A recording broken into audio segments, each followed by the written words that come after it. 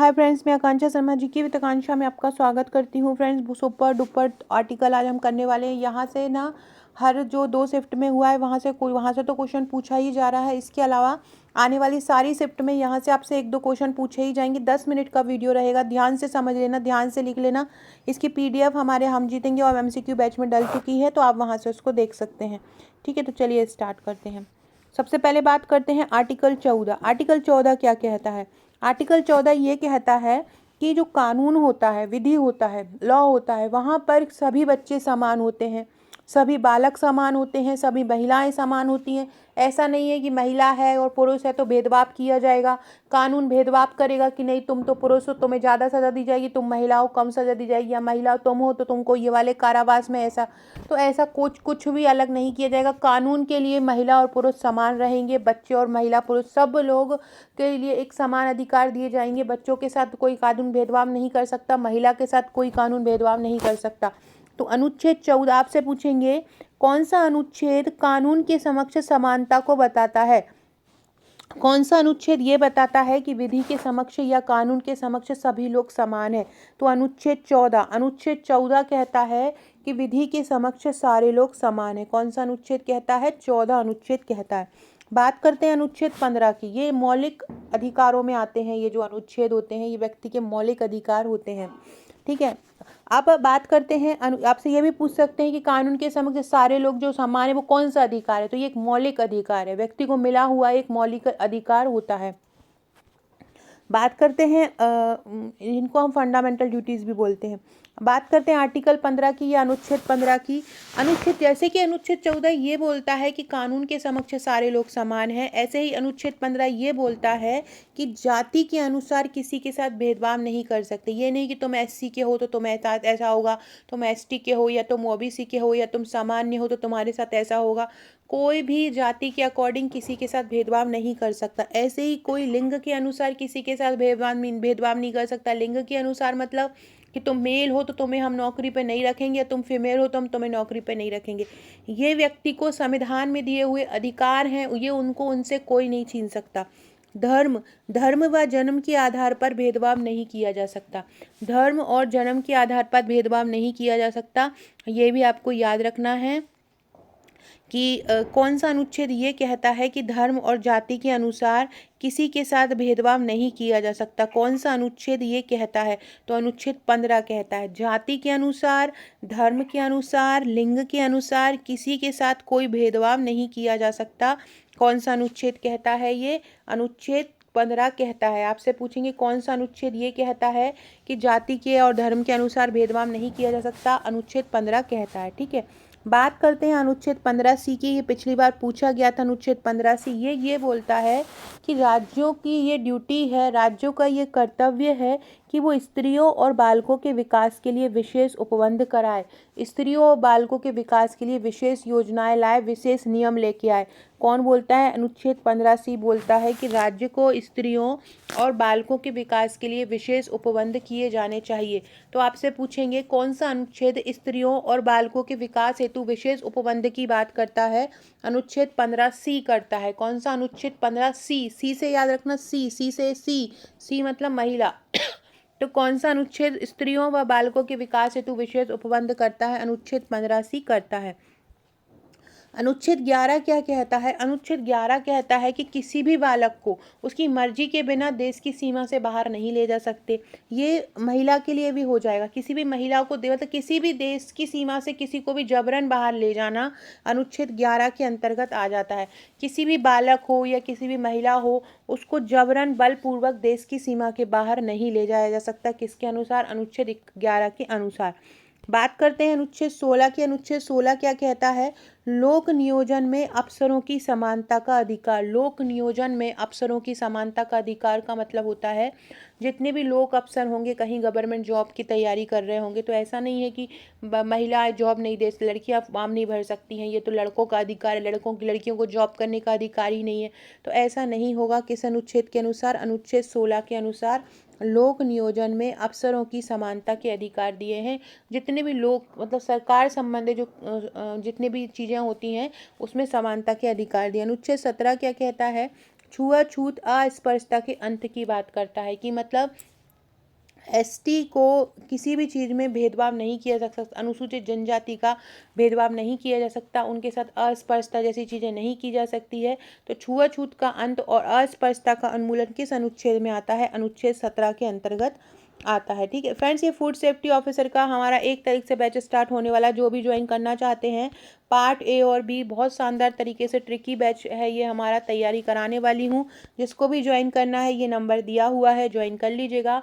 हाँ, हर टॉपिक को बहुत शानदार तरीके से कवर कराने वाली हूँ मैं, है ना। तो 1 तारीख से ये स्टार्ट होगा, लेकिन अभी मैं ग्रुप बना रही हूँ। जो लोग ज्वाइन करना चाहते हैं व्हाट्सअप कर दीजिएगा, तो मैं आपको ग्रुप से जोड़ लूँगी। बात करते हैं अनुच्छेद 21A की। अनुच्छेद 21A क्या कहता है? अनुच्छेद 21A ये कहता है कि 6 से 14 वर्ष की आयु वर्ग को निःशुल्क और अनिवार्य शिक्षा दी जाएगी। जबकि अनुच्छेद 21 क्या कहता है? अनुच्छेद 21 ये कहता है कि किसी को भी उसकी आज़ादी से वंचित नहीं किया जा सकता। कोई भी व्यक्ति को अपनी जीवन या व्यक्तिगत आज़ादी से वंचित नहीं किया जा सकता। ये कौन कहता है? अनुच्छेद 21 कहता है। अनुच्छेद 21 कहता है कि कोई भी व्यक्ति अपने जीवन या व्यक्तिगत आज़ादी से वंचित नहीं होगा। जबकि अनुच्छेद 21 ये क्या कहता है? 6 से 14 वर्ष की आयु वर्ग को निःशुल्क और अनिवार्य शिक्षा। अनुच्छेद 21A क्या कहता है? 6 से 14 वर्ष की आयु वर्ग को निःशुल्क और अनिवार्य शिक्षा की बात करता है। और अनुच्छेद 21 क्या कहता है? अनुच्छेद 21 कहता है कि हर व्यक्ति को जीवन जीने का अधिकार है, उसको स्वतंत्रता से रहने का अधिकार है, उसका जीवन जीने का अधिकार कोई छीन नहीं सकता उससे, उसको उसकी आज़ादी से वंचित नहीं किया जा सकता। बात करते हैं अनुच्छेद 23 की। अनुच्छेद 23 ये कहता है कि किसी भी बच्चे को या किसी भी महिला को बंधुआ मजदूरी से बंधुआ बनाकर उससे मजदूरी नहीं करा सकते। अगर कराएगा तो व्यक्ति को सजा मिलेगी। ये कानूनी रूप से इसकी रोक का अधिकार दिया गया है। कानूनी रूप से महिला और बच्चों को इसके अंतर्गत सुरक्षा प्रदान की गई है और हर व्यक्ति को सुरक्षा प्रदान की गई है कि किसी भी मानव को, मानव है वो, कोई इंसान है, वो कोई मजदूर नहीं है कि आप उसको बांध के उससे बंधुआ मजदूरी करवाओ।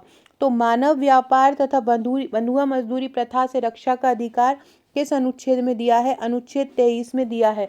अनुच्छेद 23 कहता है मानव व्यापार तथा बंधुआ मजदूरी प्रथा से रक्षा।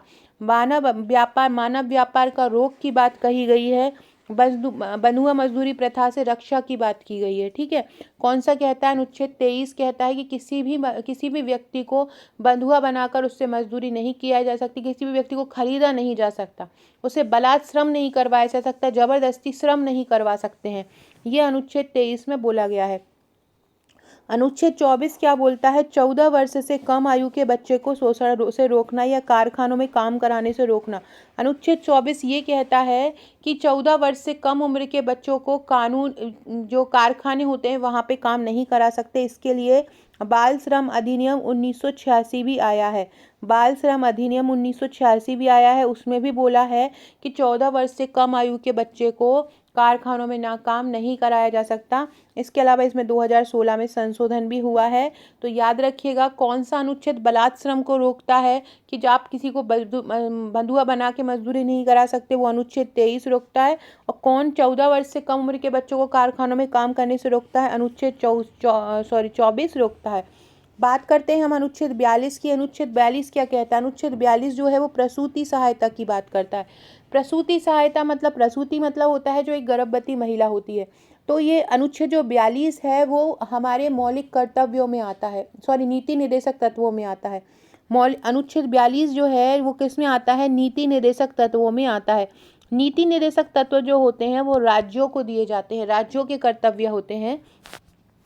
तो अनुच्छेद 42 जो है कि नीति निर्देशक तत्व है, वो ये बोलता है कि अगर कोई महिला गर्भवती है तो राज्य उसके लिए प्रबंध कराए, उनके लिए प्रसूति सहायता उपलब्ध कराए। जैसे कि मातृत्व लाभ अधिनियम आया है, गर्भवती महिलाओं को सहायता प्रदान की जाती है, उनके लिए एम्बुलेंस योजना चल रही है, संजीवनी एम्बुलेंस योजना चल रही है। संजीवनी से याद आया, मैंने सुबह एक वीडियो बनाया था, उसमें मैंने संजीवनी जो योजना है वो मैंने संजीवनी 108 है वो मैंने 2005 बता दिया है। 2005 जब मैं आरंभ हुई थी तो वो क्षेत्रीय स्तर पर हुई थी, लेकिन उसको राष्ट्रीय स्तर पर 2009 में आरंभ किया है। तो उसको प्लीज़ अपडेट कर लीजिएगा और मुझे माफ़ कीजिएगा, मैंने वो गलती बता दिया है। इसकी शुरुआत जुलाई 2009 में इसकी शुरुआत हुई थी और 15 अगस्त 2005 को संजीवनी योजना की क्षेत्रीय स्तर पर शुरुआत हुई थी। तो अनुच्छेद 42 क्या कहता है? प्रसूति सहायता मतलब गर्भवती महिला को सहायता प्रदान करने की बात करता है। कौन सा? अनुच्छेद 42। बात करते हैं अनुच्छेद 47 की। 47 ये बोलता है कि राज्य सरकार का अधिकार है कि वो सारे लोगों को पोषण आहार उपलब्ध कराए। आपसे पूछेंगे कि कुपोषण को कम करना किस अनुच्छेद के अंतर्गत आता है। कुपोषण को कम करना किस अनुच्छेद के अंतर्गत आता है, तो अनुच्छेद 47 के अंतर्गत आता है। कुपोषण को कम करना किस अनुच्छेद के अंतर्गत आता है, अनुच्छेद 47 के अंतर्गत आता है। बात करते हैं अनुच्छेद 39 की। अनुच्छेद 39 क्या कहता है, बच्चों को स्वतंत्रता और सम्मान के साथ विकसित होने के लिए अवसर देता है। अनुच्छेद 39 क्या करता है, बच्चों को स्वतंत्रता और सम्मान के साथ विकसित होने के लिए अवसर देता है। कौन, अनुच्छेद 39। आपसे पूछेंगे कौन सा अनुच्छेद बच्चों को स्वतंत्रता और सम्मान के साथ विकसित होने के अवसर प्रदान करता है, तो अनुच्छेद 39 करता है। बात करते हैं अनुच्छेद 51 क की। माता पिता या संरक्षक 6 से 14 वर्ष की आयु के बच्चों को शिक्षा प्राप्त करने के अवसर देगा। 51 का क्या बोलता है, माता पिता या संरक्षक जो होंगे वो अपने बच्चों को शिक्षा का प्राप्त कराने का उनका ड्यूटी रहेगा, उनको वो कराना ही पड़ेगा। अनुच्छेद 243 छा क्या कहता है, अनुच्छेद 243 छा कहता है कि गांव में महिला और बच्चों की देखभाल, ये कौन कहता है, अनुच्छेद 243 छा कहता है। कौन कहता है, अनुच्छेद 243 छा कहता है। राष्ट्रीय बाल नीति 2012 को 18 अप्रैल 2013 को स्वीकृति दी गई थी, ये भी आपको याद रखना है। आगे करने से पहले फ्रेंड्स, ये हमारा एमपीएसआई और आबकारी का बैच है। आबकारी बैच जो भी ज्वाइन करना चाहते हैं व्हाट्सअप कर दीजिएगा। बाकी ये हमारा सुपरवाइज़र का बैच है। जिन लोगों का एग्ज़ाम अप्रैल में है, जिन लोगों का मार्च लास्ट में है, वो आप हमारा बैच ले सकते हैं। हमारे बैच में आपको प्रैक्टिस मिलेगी। प्रैक्टिस शाम से प्रैक्टिस स्टार्ट हो जाती है। रोज़ाना टेस्ट मिलेंगे इस बैच में 499 में। इसके अलावा ट्रिक के साथ वीडियो मिलेंगे। ट्रिकी जो वीडियो होते हैं वो ट्रिकी वीडियो मिलेंगे इस बैच में। इसके अलावा एमसीक्यू मिलेंगे, हर टॉपिक के एमसीक्यू। हमने ऐसा कोई टॉपिक नहीं छोड़ा है जिसके हमने एमसीक्यू नहीं बनाए हैं, और जितने मैक्सिमम क्वेश्चन बन सकते हैं वो सारे बनाए। इसके अलावा वीडियो लेक्चर्स मिलेंगे, वीडियो लेक्चर, ये सारी जो चीज़ें मिलेंगी ये टेलीग्राम पर उपलब्ध रहेंगी। जैसे ही आप हमें व्हाट्सअप करेंगे हम आपको पेमेंट नंबर देंगे। आपका जैसे ही हमारे पास पेमेंट आएगा हम आपको 2 टेलीग्राम लिंक से ऐड कर लेंगे और 1 व्हाट्सअप ग्रुप से ऐड कर लेंगे। अगर आप हमारा हम जीतेंगे बैच लेंगे तो टेलीग्राम पर आपको सारे एमसीक्यू, वीडियो लेक्चर्स, फाइल्स, सब कुछ पीडीएफ वगैरह, थ्योरी सब कुछ मिल जाएगा, और थ्योरी भी सारे टॉपिक की मिल जाएगी। इसके अलावा केवल आप अगर हमारा एमसीक्यू बैच लेना चाहते हैं तो आप हमारा ये एमसीक्यू बैच ले सकते हैं 399 में। इसमें आपको वीडियो नहीं मिलेगा, इसमें आपको व्हाट्सएप ग्रुप नहीं मिलेगा, इसमें आपको एक टेस्ट ग्रुप मिलेगा और एक हमारा एमसीक्यू ग्रुप मिलेगा जिसमें आपको सारे टॉपिक के एमसीक्यू दिए रहेंगे। तो जो आप लेना चाहते ले सकते हो। इसके अलावा अगर आपको केवल टेस्ट लेना हो, एमसीक्यू नहीं लेना हो, पीडीएफ नहीं लेना हो एमसीक्यू की, केवल आपको ये जो एमसीक्यू बैच में एमसीक्यू की पीडीएफ मिलती है, और जो हमारा हम जीतेंगे बैच है उसमें एमसीक्यू की पीडीएफ भी मिलती है, थ्योरी की पीडीएफ भी मिलती है, वीडियो भी मिलती है, टेस्ट भी मिलता है, सब मिलता है। लेकिन अगर आपको केवल टेस्ट देना हो, आपको पीडीएफ नहीं लेना हो, तो आप टेस्ट 199 में दे सकते हैं। 199 में हम आपको टेस्ट ग्रुप से ऐड कर देंगे। इसके अलावा केवल आपको ट्रिक की वीडियो अकेले पढ़ना हो, केवल आपके पास पीडीएफ वगैरह सब है, केवल आपको वीडियो अकेले देखना है, तो आप 199 में केवल ट्रिक की वीडियो ले सकते हैं। उनमें हर टॉपिक की ट्रिक वीडियो दी गई है, तो आप वहाँ पे ट्रिक वीडियो भी ले सकते हैं 199 रुपये में। तो जिसको जो लेना हो वो मुझे व्हाट्सअप कर सकते हैं। ये सारा कुछ टेलीग्राम पर मिलेगा। ये एमसीक्यू इस प्रकार की, देखिए ये योजनाओं की, विभागीय योजनाओं की ई बुक है। इस प्रकार से हर टॉपिक की ई बुक बनाई गई है। इसमें 1000+ एमसीक्यू है। ये अधिनियम की ई बुक बनाई गई है ना। इस प्रकार से सारे टॉपिक की ई बुक हमने तैयार करी है। देखो, हमने देखा है कि अभी सतत विकास लक्ष्य से भी बहुत क्वेश्चन पूछे जा रहे हैं। सतत विकास लक्ष्य का भी एक वीडियो लेके आऊंगी मैं। तो सब देखो, जो सतत विकास लक्ष्य 3 है, सतत विकास लक्ष्य जो 3 है वो स्वास्थ्य की बात करता है। सतत विकास लक्ष्य टोटल कितने होते हैं? टोटल 17 सतत विकास लक्ष्य होते हैं, जिसमें पहला सतत विकास लक्ष्य गरीबी को बताता है। पहला सतत विकास लक्ष्य किसको बताता है? गरीबी को बताता है। दूसरा किसको बताता है? भूखमरी को बताता है। दूसरा किसको बताता है? भूखमरी को बताता है। तीसरा जो होता है वो स्वास्थ्य को बताता है। तीसरा किसको बताता है? स्वास्थ्य को बताता है। चौथा किसको बताता है? चौथा शिक्षा को बताता है।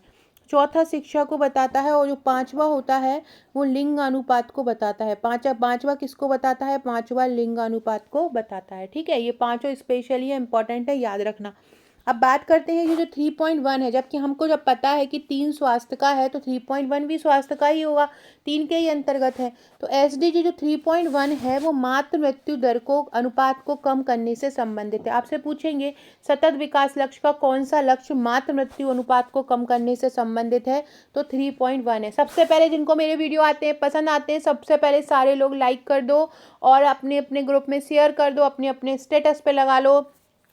आप अगर पसंद करते हैं मुझे तो सारे लोगों तक इसको शेयर कर दो, ज़्यादा से ज़्यादा लोगों तक ये वीडियो पहुंच जाए और सारे लोग कमेंट करके एक आंसर दो। आंसर ये है कि हमको जो सूरज की रोशनी मिलती है, सूरज की रोशनी से हमको कौन सा विटामिन डी का प्रकार प्राप्त होता है। ये तो सबको पता है विटामिन डी प्राप्त होता है, विटामिन डी का कौन सा प्रकार प्राप्त होता है, ये सारे लोग कमेंट करके आंसर दीजिएगा कि सूरज की रोशनी से हमें विटामिन डी का कौन सा प्रकार प्राप्त होता है। मैंने आपको विटामिन के क्वेश्चन बहुत पहले करवाए थे, तब मैंने कराया था। बाकी विटामिन का कल एक मैराथन भी लेके आऊँगी, क्योंकि विटामिन से बहुत ज़्यादा क्वेश्चन पूछे जा रहे हैं, तो कर लीजिएगा।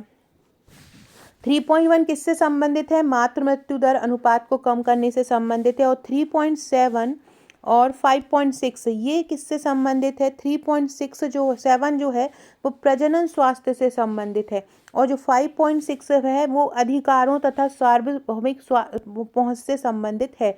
आपको मेन क्या याद रखना है, 3.1 याद रखना है, मातृ मृत्यु अनुपात को कम करने से संबंधित है। और आपको याद रखना है 3.7 जो यौन स्वास्थ्य से संबंधित है ना, यौन स्वास्थ्य से, जनन अंगों के स्वास्थ्य से संबंधित है 3.7। और 3.1 किससे संबंधित है, मातृ मृत्यु अनुपात को कम करने से संबंधित है। अनुच्छेद 15(3) क्या कहता है, राज्य को महिलाओं और बच्चों के लिए खास कानून बनाने का अधिकार प्राप्त है। ये कौन कहता है, अनुच्छेद 15(3) कहता है। अनुच्छेद 15(3) या 15 का सी अभी अपन ने ऊपर पढ़ा था, बताता है कि राज्यों को महिलाओं और बच्चों के लिए खास कानून बनाने का अधिकार है। अनुच्छेद 45 कहता है कि 6 साल से कम उम्र के बच्चों के लिए प्रारंभिक बाल्यावस्था देखभाल और शिक्षा का प्रावधान है, अनुच्छेद 45।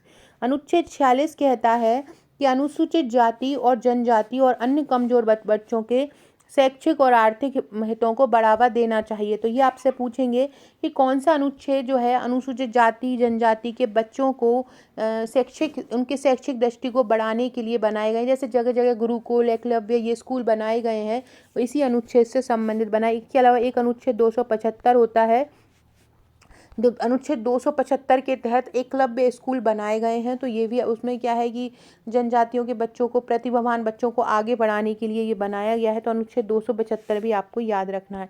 अनुच्छेद 47 मैंने आपको बताया था। अनुच्छेद 45 क्या बोलता है कि 6 वर्ष से कम उम्र के बच्चों के लिए अनौपचारिक शिक्षा, 6 वर्ष से कम उम्र के बच्चों के लिए अनौपचारिक शिक्षा की बात करता है अनुच्छेद 45। और अनुच्छेद 21 ये क्या करता है, 6 से 14 वर्ष तक के बच्चों को निःशुल्क शिक्षा। अनुच्छेद 21 ये क्या करता है, अनुच्छेद 21 ये करता है 6 से 14 वर्ष तक के जो बच्चे होंगे उनको निःशुल्क शिक्षा की बात करता है।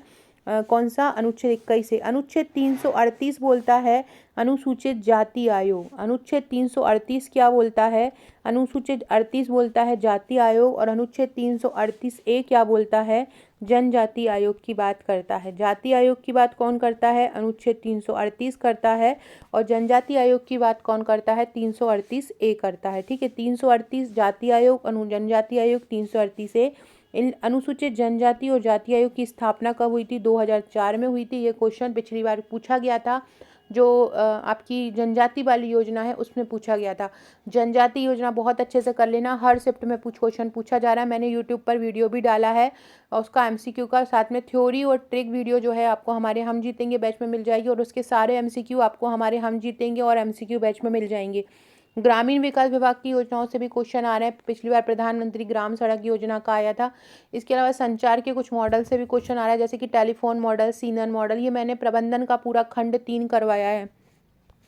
प्रबंधन जो है ना उसका मैंने पूरा तीसरा खंड जो है प्रबंधन के जितने टॉपिक, उसको मैंने एक मैराथन थ्योरी बनाई है, उसकी लिंक डिस्क्रिप्शन बॉक्स में डाली। ऐसे ही मैंने पूरा 4th खंड जो है बाल विकास का विशेष आवश्यकता वाले बच्चे, बाल श्रम नीति, बाल संस्थान, एड्स, उसके लिए भी एक पूरा वीडियो बनाया है। उसको अकेले कर लोगे ना तो आपके 45 नंबर आपसे कोई नहीं छीन सकता। तो अकेले वो 4th खंड का वीडियो देख लेना, निःशुल्क डला हुआ है, यूट्यूब पर ही डला हुआ है, डिस्क्रिप्शन बॉक्स में उसकी लिंक डाली हुई है, तो देख लीजिएगा।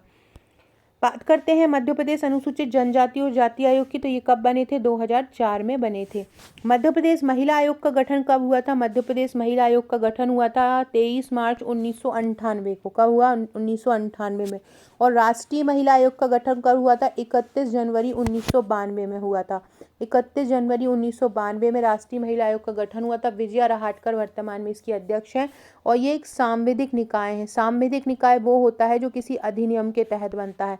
और संवैधानिक निकाय अनुसूचित जनजाति आयोग एक संवैधानिक निकाय है, क्योंकि वो एक अनुच्छेद के तहत गठित हुए हैं।